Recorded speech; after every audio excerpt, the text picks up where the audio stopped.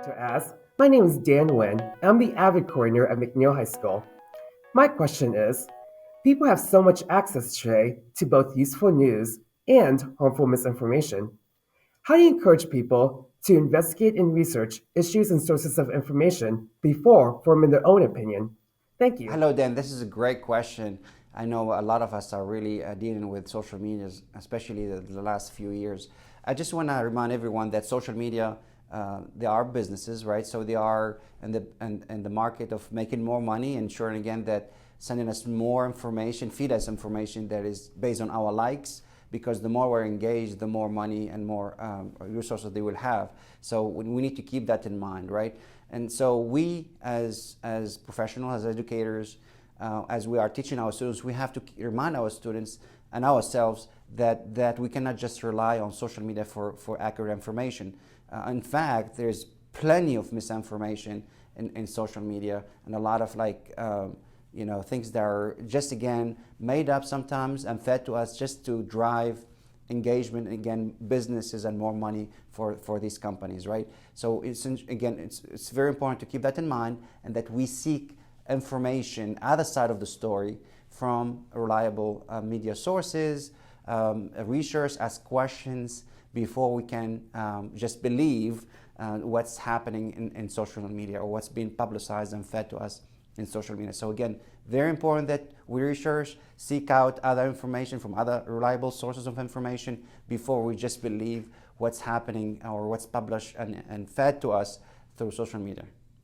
Hi, Dr. Azaiez.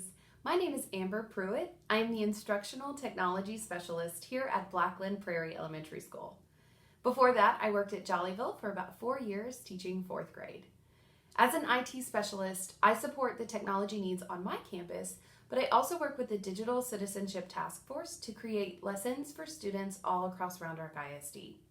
My question for you today is, the use of technology is regarded by many as a necessary 21st century skill. What opportunities do we have as educators to help students navigate and use technology responsibly? Hi, Amber. Thank you for the question. Definitely, I think technology nowadays is something that will help us make things more efficient, more creative, and I think it's important for us to continue ensuring that our students are well equipped with all these technology skills, right? To make sure that they are very successful in their future careers.